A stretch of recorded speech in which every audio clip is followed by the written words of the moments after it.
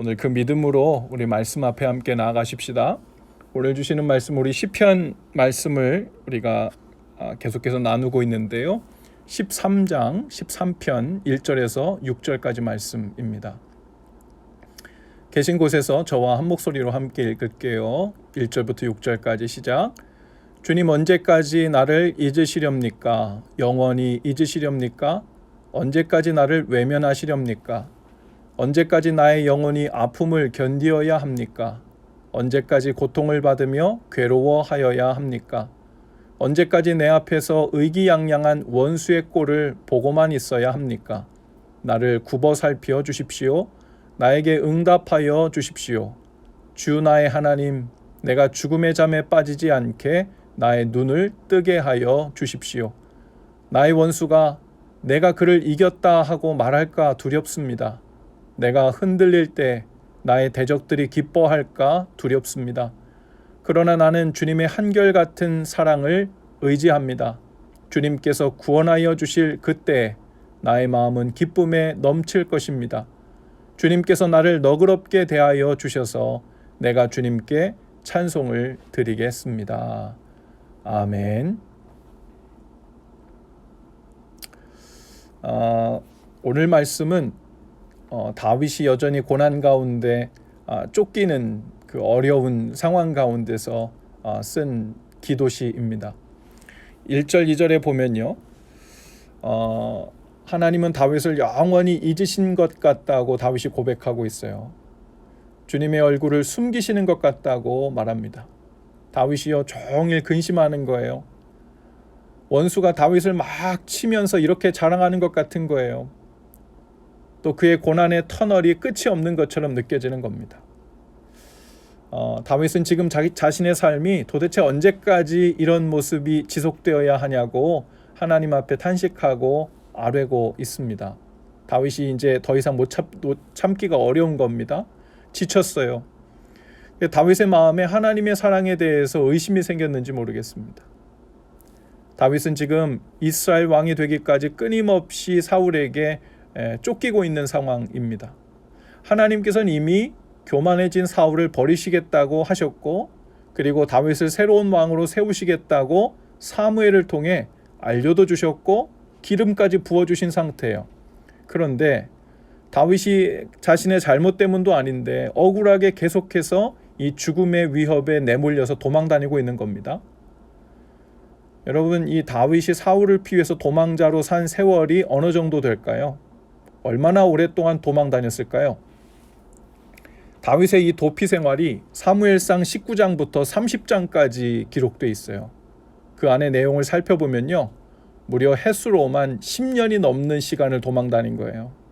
한두 달 도망다닌 게 아니라 10년이 넘도록 사울을 피해서 도망다닌 겁니다. 그 말은 하나님께서 다윗을 사울 대신 왕으로 세우시겠다고 주신 약속이 10년 동안 딜레이 됐다는 말이에요. 근데 그 시간을 그냥 소일거리 하면서 양치면서 기다린 게 아니고 죽음의 위협을 느끼면서 10년 동안을 광야 생활을 하며 도망다닌 겁니다. 아마 말이 그렇지 이거 보통 어려운 일이 아니고 얼마나 괴로운 시간을 보냈을까 한번 생각해 보면 좋겠어요. 다윗은요, 사울을 피해서 때로는 굴 속에서 들어가서 숨기도 하고 산속에 들어가 머물기도 하고 또 광야 돌과 돌 사이에 잠을 자기도 했습니다. 한 번은 블레셋의 가드왕 그 아기스라는 왕에게 피하여 옆 동네로, 옆 나라로 그렇게 도망가기도, 몸을 숨기기도 했어요. 다윗은 또 이게 도망다니기에 쉽지가 않았습니다. 홀몸이 아니었거든요. 그 말은 다윗을 따르는 사람들이 있었는데 무려 400명에서 600명가량의 사람들이 있었는데요. 엄청나게 지위가 높고 대단한 사람들이 아니라 다 억울한 일 당한 사람들. 성경에서는 비천한 자들이라 그랬어요. 빚을 지고 쫓기는 사람들, 죄를 짓고 도망다니는 사람들, 다윗처럼 사울과 왕가로부터, 관리들로부터 큰 고난을 받은 자들, 이들이 갈 데가 없어가지고 다윗에게 몰려들었습니다. 다윗은요, 이 사람들의 안전, 이 사람들의 먹을 것도 책임을 져야 됐습니다. 혼자 툴툴 털고 원하는 대로 도망 다닐 수도 없는 그런 상황이었던 거예요. 그는 마치 끝이 나지 않는 터널을 지나고 있는 것 같은 느낌이었던 겁니다. 다윗은 이런 절망 속에서 지금 하나님께 부르짖고 있는 거예요. 그 쫓기는 생활에 지치고 또 지쳐서 하나님께 하소연하고 있는 겁니다. 도대체 어느 때 끝나는 겁니까?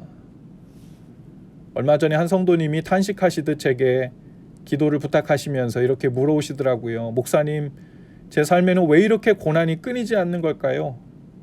그 심정이 마치 끝이 없는 터널을 지나는 듯한 느낌이었을 겁니다. 이제 3절과 4절로 넘어가면요, 다윗이 이제 조금 더 그 기도를 확장해서 이렇게 이야기합니다.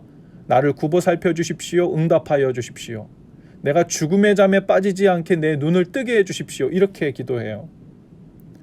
너무 힘든데요. 힘들다가 이게 겹치고 나니까 무슨 생각이 드는 거냐면, 이러다가 내가 지쳐서 눈을 감을 것 같다. 그냥 잠이 드는 눈을 감는 것이 아니라 절망 속에 사망 쪽으로 죽을 것 같은 마음에 눈을 감아버릴 것 같다는 거예요. 더 이상 소망이 없어서 이러다간 저 죽을 것 같습니다 라는 고백을 하고 있는 거죠. 그래서 죽음의 잠에 빠지지 않게 하나님 제 눈을 뜨게 하시고 눈을 밝혀달라고 기도하고 있습니다. 사망의 잠에서 깨워주시도록 구하고 있어요. 고난과 아픔이 지속될 때, 영문도 모른 채 하염없이 그 일이 지속될 때, 내가 과연 언제까지 더 버틸 수 있을까? 내가 언제까지 더 견딜 수 있을까 하는 절망과 두려움이 때로 우리의 삶을 엄습해 올 때가 있죠. 아마 우리가 이곳에 기쁨으로 예배하러 나오고 주님을 찬양하러 나오고 이 시간 하나님을 예배하는 것이 너무 좋고 기쁜 얼굴이 있지만 사실 우리의 삶은 그렇게 호락호락하지 않죠. 우리가 사는 삶의 현장에서 때로는 내가 하고 있는 일 때문에, 때로는 그 불안함 때문에, 때로는 관계 속에서, 때로는 누군가가 어려워서, 때로는 나 자신이 힘들어서 내가 언제까지 버틸 수 있을까? 또 이 일을 내가 견딜 수 있을까 하는 생각이 우리 삶 가운데 우리를 지배할 때가 있어요. 보통 어려운 일이 아니죠. 그리고 다윗이 그 지경에 이르러서 이렇게 고백합니다. 원수들이 내가 흔들리는 모습을 보고 내가 다윗을 이겼다라고 그렇게 말할까 봐 두렵습니다. 단순히 그 원수들에게 지는 게 문제가 아니라 제가 그렇게 되면 하나님이 저를 향해 가지고 계신 계획이 다 수포로 돌아가는 것 아닙니까? 하나님이 행하시겠다는 것이 다 거짓말이 되는 것 아닙니까? 그러면 하나님이 뭐가 되는 겁니까? 그 두려움이 다윗을 엄습하고 있는 거예요. 우리가 잘 알듯이 다윗에게는 사명이 있었어요. 하나님은 이스라엘의 주권자가 될 것이라고 다윗에게 약속해 주셨습니다. 그것을 기억하면서 한편 마음으로는 그 일이 이루어지는 것과 상황적으로 너무 갭이 있고 멀어진 상황이 너무 힘든 겁니다. 여러분은 지금 어떤 감당하기 힘든 짐을 지고 있습니까?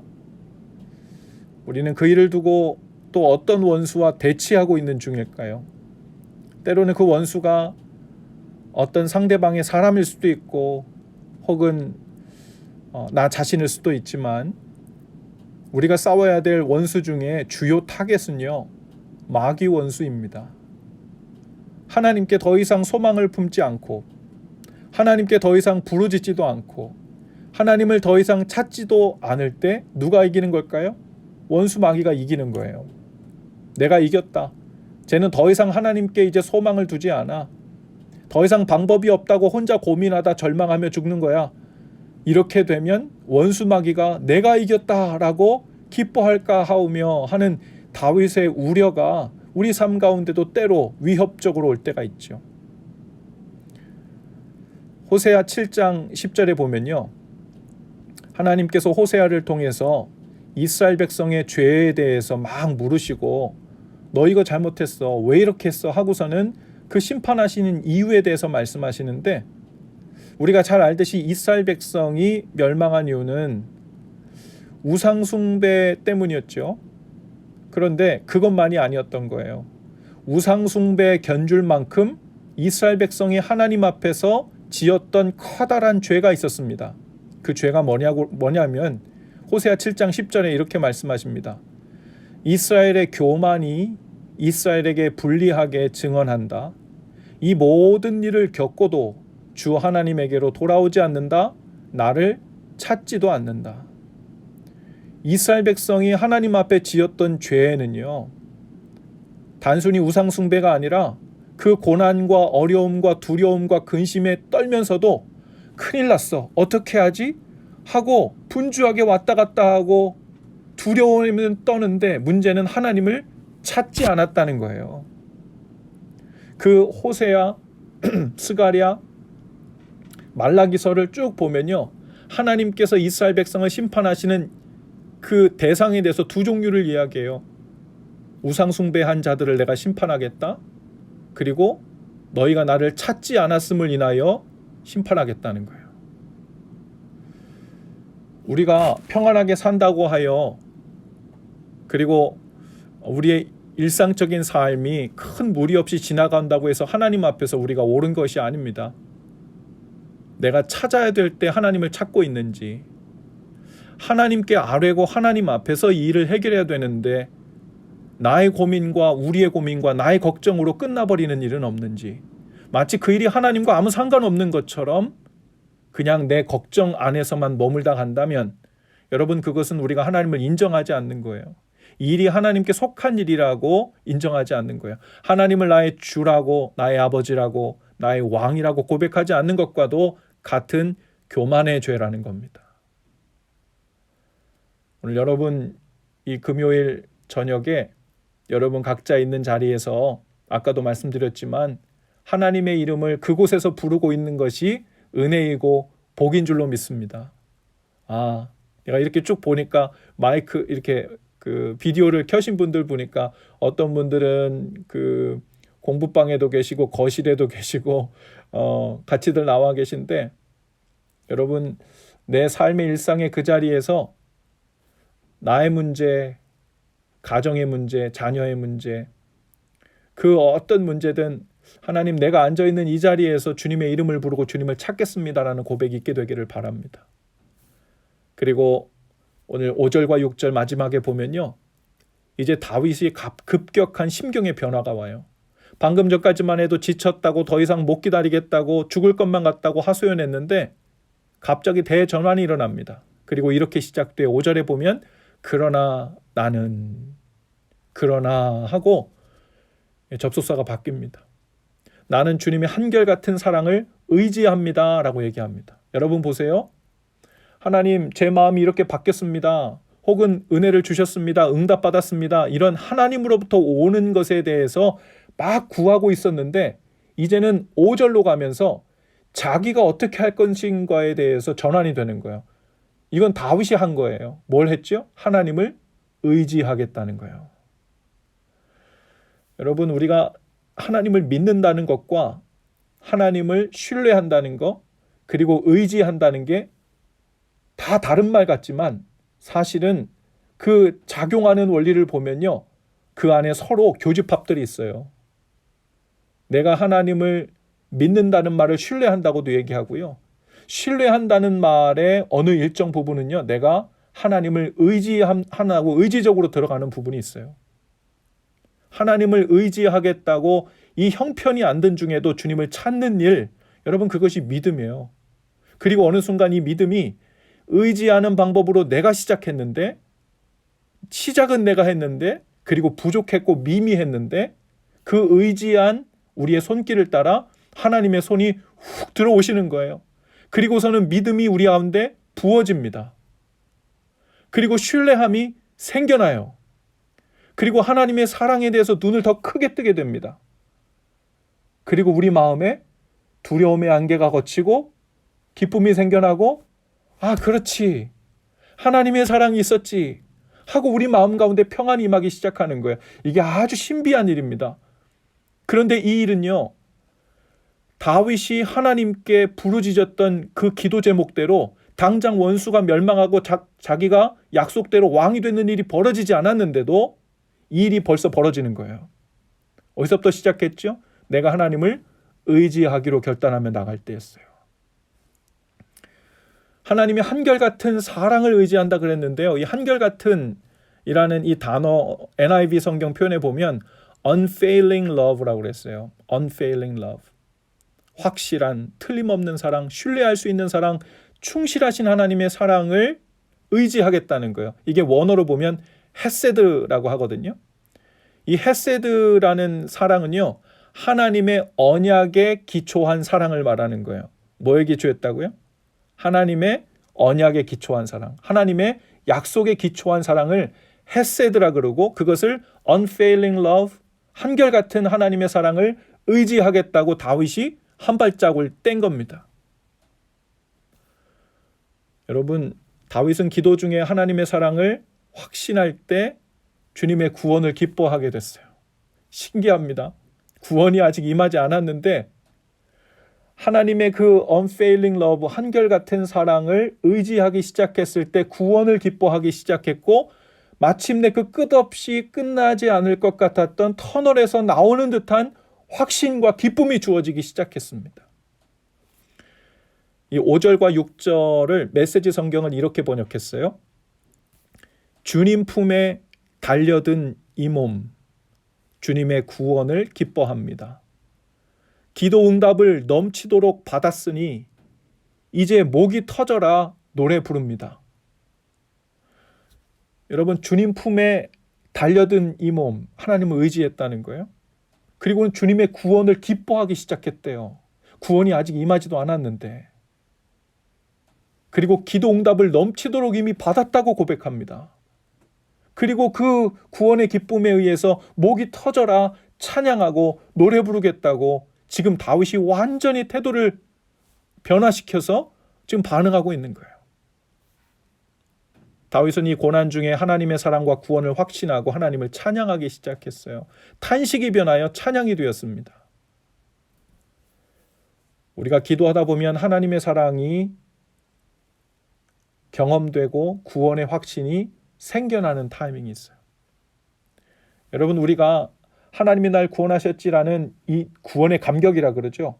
그것이 우리 가운데 마치 연애를 막 시작했을 때 늘 하이퍼된 것 같은 그런 사랑으로 계속 유지되지 않아요. 때로는 고난도 겪고, 때로는 일상 속에 푹 빠져버리기도 하고, 때로는 스트레스 받는 일, 정신없는 일에 마음을 빼앗겨버릴 때도 있어요. 그런데 여러분, 그럴 때 하나님 앞에 나와 하나님을 의지하며 나갈 때 우리 가운데 무슨 일이 작동하냐면, 하나님의 신실하신 사랑이 이러했지, 하나님은 나에게 이런 사랑을 베푸시고 이런 구원을 베푸신 분이시지, 이런 약속을 주셨던 분이시지 라는 우리의 영적인 자각이 일어나는 거예요. 가려졌던 눈이 띄어지기 시작하는 겁니다. 눈에서 비늘이 벗겨지는 거예요. 일례로 우리가 잘 아는 한나를 보면요, 자녀가 없던 한나가 기도하기 전에는요, 성경에 뭐라 그랬냐면 수심이 가득했다 그랬어요. 막 울면서 기도했어요. 그랬더니 대제사장이 뭐라 그러죠? 너 왜 낮부터 낮술 먹고 와가지고 기도하냐? 야, 이 알코올에 중독된 여인아 이렇게 이야기한 거예요. 제사장이 아니에요, 제가 무슨 낮부터 술을 마셨다 그래요. 제가 너무 마음이 아파서 하나님께 자녀 주시기를 위해서 눈물로 기도하는 소리입니다. 그런데요, 그렇게 수심이 가득했던 한나가요, 기도하고 난 후에 그리고 일어서면서 아직 아이를 받은 것도 아닌데 그 얼굴에 근심이 사라졌다 그랬습니다. 수심이 사라졌대요. 여러분, 기도 중에 하나님이 주신 은혜인 줄로 믿습니다. 그 마음의 약속의 하나님을, 신실하신 사랑의 하나님을 일깨워 주시고 깨닫게 하신 거죠. 눈에서 비닐이 벗겨진 거예요. 이미 기쁨과 소망 가운데 나아갔고, 그리고 시간이 지나면서 자연스럽게 사무엘이라는 최초의 선지자, 다윗을 기름 부어 왕 삼은, 하나님께서 그렇게 기뻐하시는 주의 종을 낳는 그런 그의 어머니가 되는 복을 주셨죠. 예수님께서도 기도하기 전에 심히 고민하여 죽게 되었다고 했어요. 그러나 기도하시는 중에 하나님께 구합니다. 아직 고난이 내게서 다 끝난 것 아니고 이 뼈가 떨리는 듯한 두려움이 있지만 감당할 수 있는 힘을 주옵소서. 하나님의 사랑을 확신하신 것입니다. 그리고 담대하게 십자가 앞으로 걸어가신 거예요. 하나님께서는 많은 경우에 우리가 고난과 고통 중에 있을 때 먼저 해결해 주시지 않는 경향이 있으신 것 같아요. 제가 말하지 않아도 여러분들이 신앙생활하면서 많이 경험적으로 알았을 겁니다. 먼저 건져주시지 않을 때가 있어요. 우리는 자녀들이니까 하나님 물에 빠졌는데 그 자녀가 물에 빠졌으면 얼른 건져내고 봐야죠. 우리의 소원은 그래요. 그런데 하나님 편에서는 그러지 않는 경우가 많아요. 안 죽을 일인 줄 아시는 것 같아. 그리고 그 고난과 고통의 문제를 가지고 다윗처럼 우리가 하나님을 찾을 때를 기다리시는 것 같아요. 그리고 하나님 앞에 나올 때를 기다리시는 겁니다. 나 혼자서 고민하고 계산해보고 발 동동 구르고 하는 것 아무 소용없어요. 그 시간은 아무리 오래 지나도 여러분 낭비하는 시간들이에요. 그 대신에 답이 없어도 하나님 앞에 와서 울고 하나님을 찾고 하나님 앞에서 답답해하고 하나님을 의지하고 살려달라고 부르짖는 것이 중요합니다. 기도를 시작해도 여전히 우리 마음이 두렵고 근심과 걱정이 한가득일 수도 있습니다. 그러나 우리는 하나님 앞에 나가 그 시간 주님의 임재를 기다리고 의지하며 나갈 때 시간이 지나고 영적인 고요함이 찾아오고 내 눈을 가렸던 많은 근심의 안개가 걷히고 나면요. 점점 잠잠이 차분해집니다. 그리고 하나님을 의지하는 마음을 배우는 거예요. 아, 하나님은 나를 구원하신 이런 하나님이셨지. 아, 내 삶을 이렇게 인도해 주셨던 실수 한 번 없으셨던 분이셨지 하고 성령님의 감동하심이 은혜로 우리 가운데 주어지는 거예요. 그리고 내 기분, 내 계산, 또 주어진 상황과 상관없이 하나님의 그 헤세드, unfailing love, 여러분 그 사랑을 의지하고 마음에 품게 되죠. 그러면 이미 원수를 이긴 거예요. 할렐루야. 원수를 이긴 거예요. 그 의지하는 마음과 그 사랑을 되새기며 마음에 품고 그때를 지나며 기다리는 거예요. 다윗의 고백처럼 이미 응답을 받은 자처럼 감사와 찬양의 자리로 나아가는 겁니다. 그 실제적인 하나님의 손길이 저와 여러분의 삶 가운데 풍성히 주어질 수 있기를 주님의 이름으로 축복합니다. 잠깐 기도하겠습니다. 하나님, 우리 마음 가운데도 다윗과 같이 절망스럽고 지치고 영문 모를 끝나지 않는 터널을 지나는 것 같은 인생의 때를 만날 때가 있습니다. 언제까지 더 견딜 수 있을까? 이 일이 언제까지 더 지속될까? 하나님은 언제나 응답하실까? 그러나 오늘 하나님을 찾는 저의 무릎과 주님께 우리의 삶을 아뢰는 우리의 삶의 일상의 자리를 원하시는 주님, 오늘 이 자리에서 주님의 음성을 듣게 하시고 하나님의 변함없는 사랑을 경험케 하여 주옵소서. 이 시간 기도하는 동안에 주님의 사랑이, 주님의 그 구원하심이, 하나님의 그 어떠하신 분이신지가 우리 가운데 여실히 경험되는 시간 되도록 인도해 주옵소서. 예수님 이름으로 기도합니다. 아멘.